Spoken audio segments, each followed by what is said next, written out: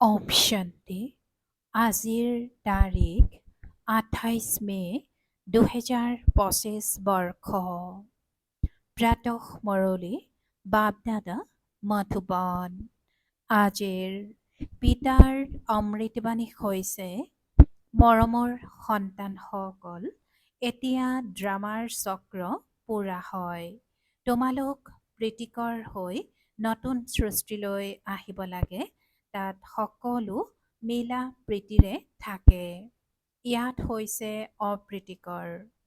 পিতাই কৈছে ইয়াত হৈছে অপ্ৰীতিকৰ। আৰু আজিৰ প্ৰশ্ন, তোমালোক ত্ৰিনেত্ৰী সন্তানসকলে কোনটো জ্ঞান লাভ কৰি ত্ৰিকালদৰ্শী হৈ গৈছা? পিতাই উত্তৰত কৈছে, তোমালোকে এতিয়া গোটেই বিশ্বৰ বুৰঞ্জী ভূগোলৰ জ্ঞান পাইছা। সত্যযুগৰ পৰা ধৰি কলিযুগৰ অন্তলৈকে বুৰঞ্জী ভূগোল তোমালোকে জানা। তোমালোকে জ্ঞানৰ তৃতীয় নেত্ৰ পালা যে আত্মাই এটা শৰীৰ এৰি আন এটা লয়। সংস্কাৰ আত্মাত আছে। এতিয়া পিতাই কয়, সন্তানসকল, নাম ৰূপৰ পৰা ঊৰ্ধত থকা নিজক অশৰীৰী আত্মা বুলি বুজা। আৰু আজিৰ গীত ধীৰজ ধৰ মনৱা, অৰ্থাৎ ধৈৰ্য ধৰা হে মন। ওম শান্তি। কল্পই কল্পই সন্তানসকলক কোৱা হয় আৰু সন্তানসকলে জানে, অন্তৰে বিচাৰে যে সোনকালে সত্যযুগ হৈ যাওক, তেতিয়া এই দুখৰ পৰা মুক্ত হৈ যাব। কিন্তু ড্ৰামা বহুত ধীৰ গতিৰে চলে। পিতাই ধৈৰ্য ধৰিবলৈ কয় যে বাকী কেইটিমান দিন আছে। ডাঙৰ ব্যক্তিসকলৰ দ্বাৰাও আৱাজ শুনি থাকিবা যে সৃষ্টি সলনি হ'ব। পিতাই কৈছে, ডাঙৰ ব্যক্তিসকলৰ দ্বাৰাও আৱাজ শুনি থাকিবা যে সৃষ্টি সলনি হ'ব।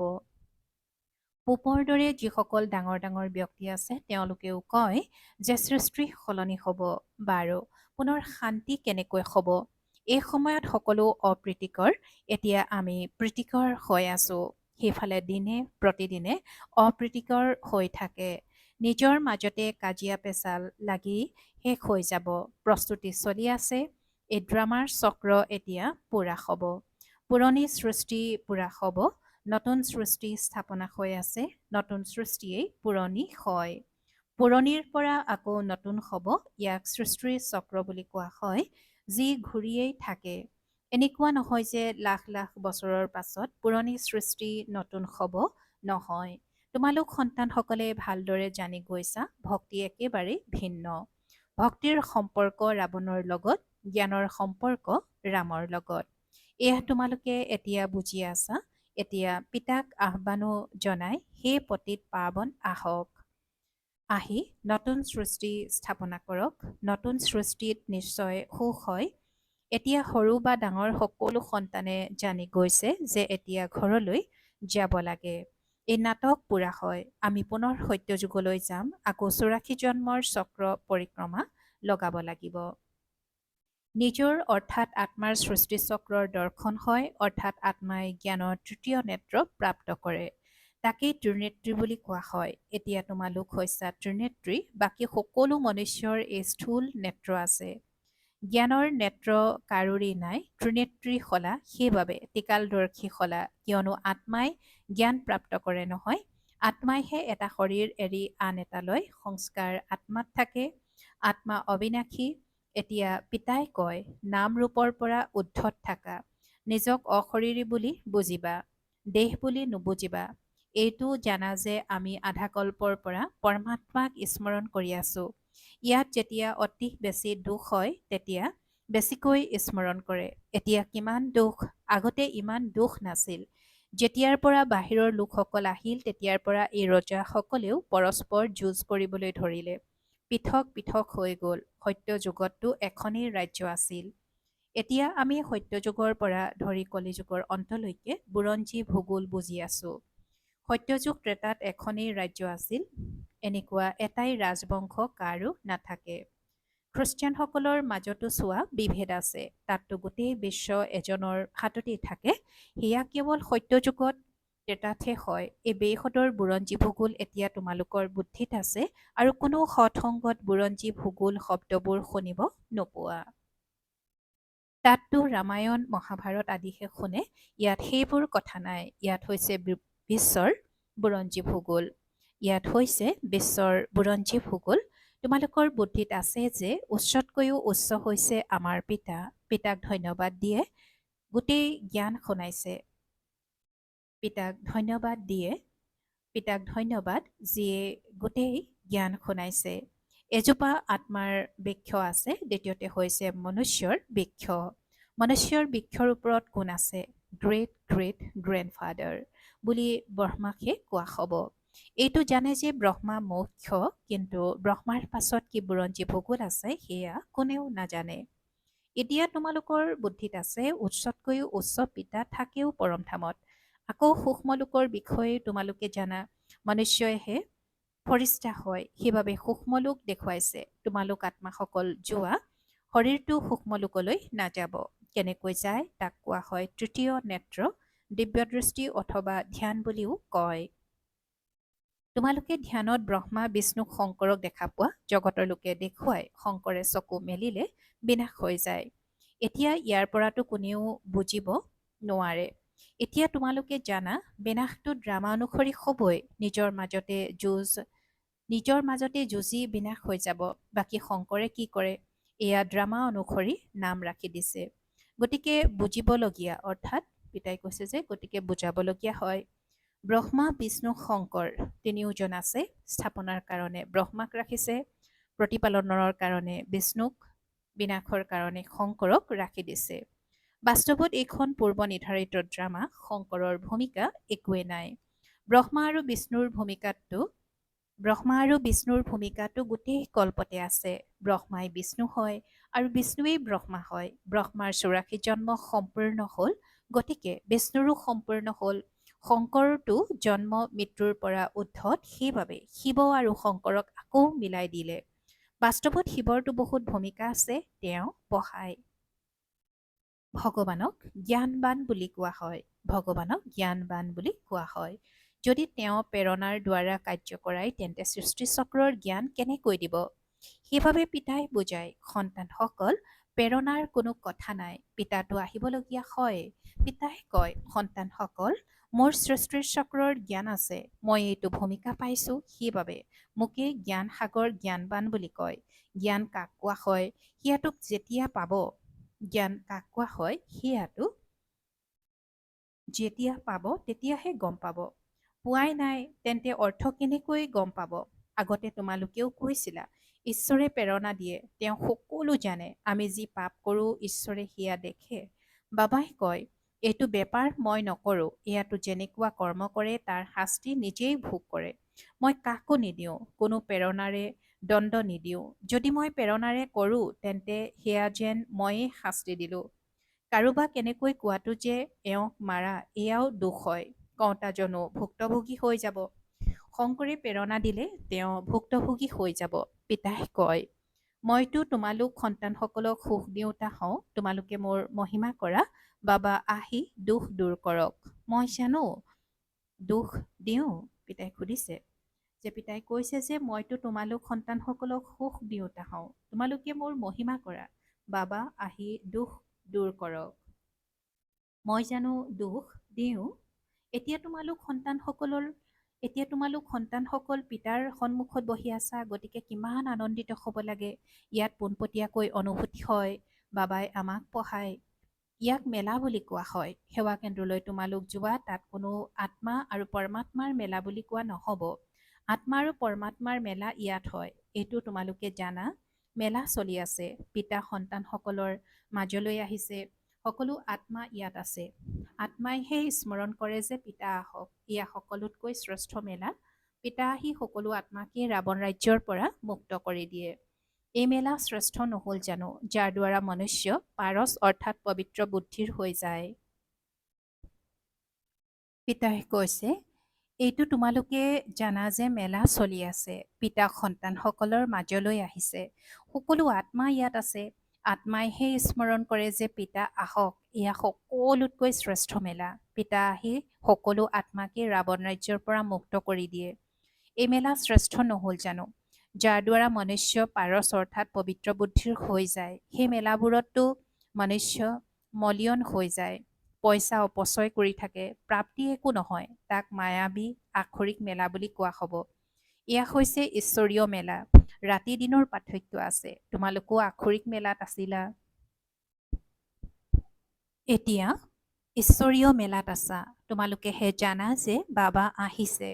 যদি সকলো জ্ঞাত হৈ যায়, ক'ব নোৱাৰি কিমান ভিৰ হৈ যাব। থাকিবৰ কাৰণে ইমান ঘৰ আদি ক'ৰ পৰা আনিম? অন্তিমত গাই নহয়, হে প্ৰভু, অ' প্ৰভু, তোমাৰ লীলা কি লীলা? সৃষ্টি পৰিৱৰ্তন কৰাৰ লীলা। এয়া হৈছে সকলোতকৈ শ্ৰেষ্ঠ লীলা। পুৰণি সৃষ্টি নাশ হোৱাৰ আগতে নতুন সৃষ্টি স্থাপনা হয়। সেইবাবে সদায় যাকেই নুবুজোৱা প্ৰথমে স্থাপনা, বিনাশ, তাৰ পাছত প্ৰতিপালন বুলি ক'ব লাগে। যেতিয়া স্থাপনা পূৰা হয় তেতিয়া বিনাশ আৰম্ভ হয়, তাৰ পাছত প্ৰতিপালন হ'ব। গতিকে তোমালোক সন্তানসকলৰ এইটো আনন্দ থাকে, আমি সুদৰ্শন চক্ৰধাৰী ব্ৰাহ্মণ, পুনৰ আমি চক্ৰৱৰ্তী ৰজা হওঁগৈ। এইটো কোনেও নাজানে এই দেৱতাসকলৰ ৰাজ্য কলৈ গ'ল, নাম চিহ্ন লুপ্ত হৈ গ'ল। দেৱতাৰ সলনি নিজকে হিন্দু বুলি কৈ দিয়ে। হিন্দুস্তানত থকাসকল হিন্দু, লক্ষ্মী নাৰায়ণকতো এনেকৈ কেতিয়াও কোৱা নহ'ব। তেওঁলোককতো দেৱতা বুলি কোৱা হয়। গতিকে এই মেলালৈ ড্ৰামা অনুসৰি তোমালোক আহিছা। এয়া ড্ৰামাত নিৰ্ধাৰিত হৈ আছে। লাহে লাহে বৃদ্ধি হৈ গৈ থাকিব। তোমালোকৰ যিবোৰ ভূমিকা চলি আছে, পুনৰ কল্পৰ পাছত চলিব। এই চক্ৰ ঘূৰি থাকে। পুনৰ ৰাৱণ ৰাজ্যত আক্ষৰিক প্ৰতিপালন হ'ব। তোমালোক এতিয়া ঈশ্বৰীয় সন্তান হোৱা, তাৰ পাছত দৈৱিক সন্তান আৰু তাৰ পাছত ক্ষত্ৰিয় সবাগৈ। তোমালোক যিসকল অপবিত্ৰ পবিত্ৰৰ হৈ গৈছিলা, তোমালোকে আকৌ পবিত্ৰ পবিত্ৰৰ হৈ যোৱা। হওঁতে এওঁলোকো অৰ্থাৎ লক্ষ্মী নাৰায়ণ দৈৱী গুণধাৰী মনুষ্য হয় নহয়। বাকী ইমান বাহু আদি দি দিছে, বিষ্ণু কোন এইটো কোনেও ক'ব নোৱাৰে। মহালক্ষ্মীৰো পূজা কৰে।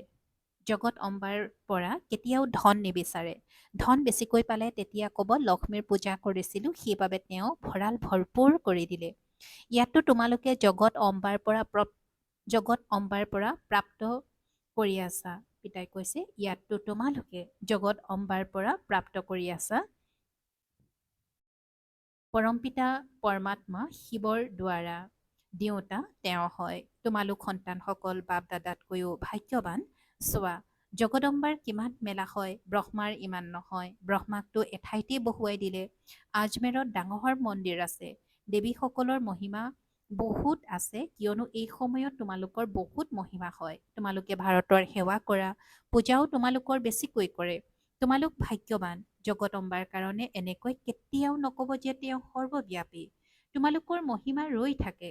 ব্ৰহ্মা বিষ্ণুক শংকৰকো সৰ্বব্যাপী বুলি কয়, সৰ্বব্যাপী বুলি নকয়। পিতাই কৈছে ব্ৰহ্মা বিষ্ণুক শংকৰকো সৰ্বব্যাপী বুলি নকয়।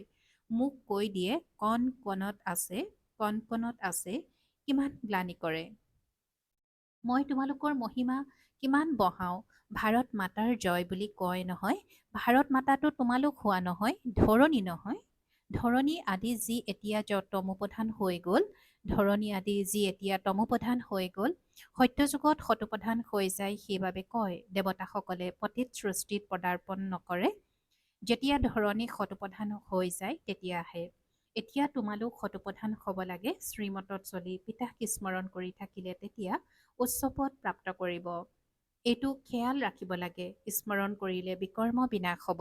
শ্ৰীমত পাই থাকা। সত্য যুগতো তোমালোক আত্মা পবিত্ৰ কাঞ্চন হৈ যোৱা, সেয়েহে শৰীৰৰো কাঞ্চন পোৱা। সোণত খাট পৰিলে তেতিয়া গহনাও তেনেকুৱাই তৈয়াৰ হয়। আত্মা মিছা, গতিকে শৰীৰো মিছা। খাট পৰা বাবে সোণৰ মূল্যও কম হৈ যায়। তোমালোকৰ এতিয়া একোৱেই মূল্য নাই। প্ৰথমে তোমালোক বিশ্বৰ মালিক 24 কেৰেট আছিলা, এতিয়া 9 কেৰেট বুলি কোৱা হ'ব। এয়া পিতাই সন্তানসকলৰ লগত বাৰ্তালাপ কৰে, সন্তানসকলক বহি বিনোদন কৰায়। যিবোৰ শুনি শুনি তোমালোক পৰিৱৰ্তন হৈ যোৱা, মনুষ্যৰ পৰা দেৱতা হৈ যোৱা, তাত হীৰা মুকুতাৰ মহল হ'ব, স্বৰ্গ হয়, তেন্তে আৰু কি? তাৰ সুবিৰস অৰ্থাৎ আমাৰ ৰস, তাৰ পিতাই কৈছে যে সন্তানসকলক বহি বিনোদন কৰাই যিবোৰ শুনি শুনি তোমালোক পৰিৱৰ্তন হৈ যোৱা, মনুষ্যৰ পৰা দেৱতা হৈ যোৱা, তাত হীৰা মুকুতাৰ মহল হ'ব, স্বৰ্গ হয়, তেন্তে আৰু কি? তাৰ সুবিৰস অৰ্থাৎ আমৰ ৰস আদিও তোমালোকে পাণ কৰি আহাগৈ। তাৰ ফলেই ইমান ডাঙৰ ডাঙৰ হয়। ইয়াততো পাব নোৱাৰি। সূক্ষ্ম লোকততো একো নাই। এতিয়া তোমালোক প্ৰেক্টিকেলত অৰ্থাৎ বাস্তৱত যোৱা। এয়া হৈছে আত্মা আৰু পৰমাত্মাৰ মেলা। ইয়াৰ দ্বাৰা তোমালোক উজ্জ্বল হৈ যোৱা। তোমালোক সন্তানসকল যেতিয়া ইয়ালৈ আহা তেতিয়া মুক্ত হৈ যোৱা। ঘৰ সংসাৰ পেছাগত কাম কাজ আদিৰ কোনো চিন্তা নাই। গতিকে ইয়াত তোমালোকে স্মৃতিৰ যাত্ৰাত থকাৰ ভাল সুযোগ পোৱা। তাততো ঘৰৰ কথা আদি স্মৃতিলৈ আহি থাকিব। ইয়াততো একো নাই। ৰাতি 2 বজাত উঠি ইয়াত বহি যোৱা। সেৱা কেন্দ্ৰলৈতো ৰাতি তোমালোক যাব নোৱাৰা। ইয়াততো সহজ। শিৱ বাবাৰ স্মৃতিত আহি বহিবা আৰু কোনো যাতে স্মৃতিলৈ নাহে। ইয়াত তোমালোকে সহযোগো পাবা। ৰাতি সোনকালে শুই যোৱা, পুনৰ পুৱা উঠিবা। 3 পৰা 5 বজালৈকে আহি বহিবা। বাবাও আহি যাব। সন্তানসকল আনন্দিত হ'ব। বাবা হৈছে যোগ শিকাওঁতা, এওঁ ব্ৰহ্মাও শিকোতা হয়। পিতাই কৈছে যে ৰাতি সোনকালে শুই যোৱা, পুনৰ পুৱা উঠিবা। 3 পৰা 5 বজালৈকে আহি বহিবা। 3 পৰা 5 বজালৈকে আহি বহিবা। বাবাও আহি যাব। সন্তানসকল আনন্দিত হ'ব। বাবা হৈছে যোগ শিকাওঁতা, এওঁ ব্ৰহ্মাও শিকোতা হয়। গতিকে দুয়োজন পিতা আৰু দাদা আহি যাব। তেতিয়া ইয়াত আৰু তাত যোগত বহাৰ পাৰ্থক্যও গম পাবা। ইয়াত একোৱেই স্মৃতিলৈ নাহিব। ইয়াত লাভ বহুত। বাবাই ৰায় দিয়ে, এনেকৈ কৰিলে বহুত ভাল হ'ব পাৰে। এতিয়া দেখা যাওক সন্তানসকল উঠিব পাৰে নে নোৱাৰে।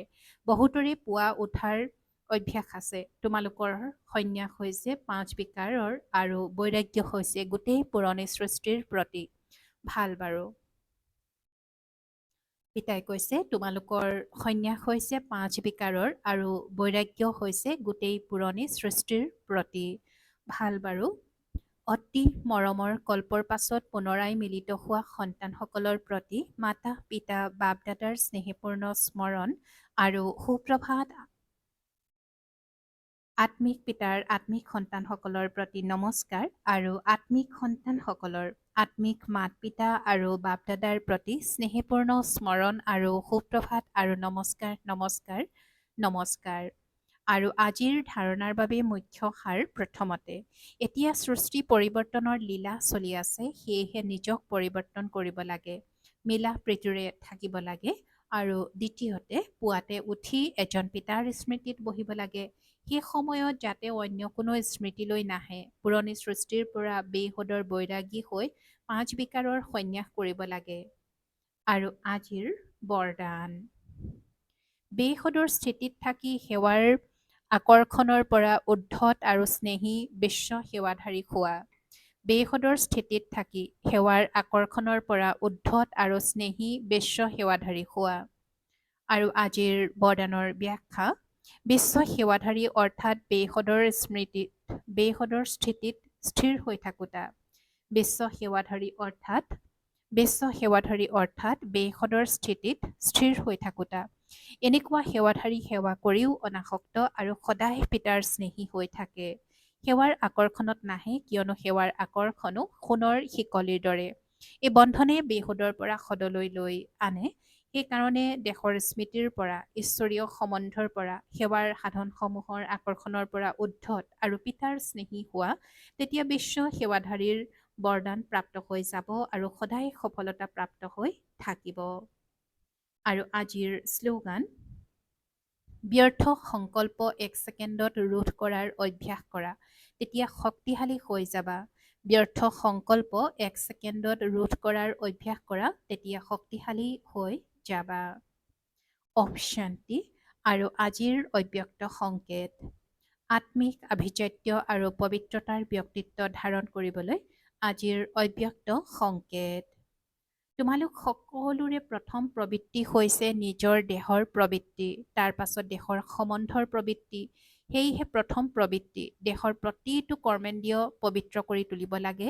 যেতিয়ালৈকে দেহৰ প্ৰবৃত্তিক পবিত্ৰ নকৰা তেতিয়ালৈকে দেহৰ সম্বন্ধৰ প্ৰবৃত্তি সদৰেই হওক বা বেসদৰেই হওক তাকো পবিত্ৰ কৰিব নোৱাৰিবা। সেয়েহে প্ৰথমে নিজক সোধা যে নিজৰ শৰীৰৰূপী ঘৰখনক অৰ্থাৎ সংকল্পক, বুদ্ধিক, নয়নক আৰু মুখক আত্মিক অৰ্থাৎ পবিত্ৰ কৰিছানে? এনেকুৱা পবিত্ৰ আত্মাসকলেই মহান। অহ শান্তি।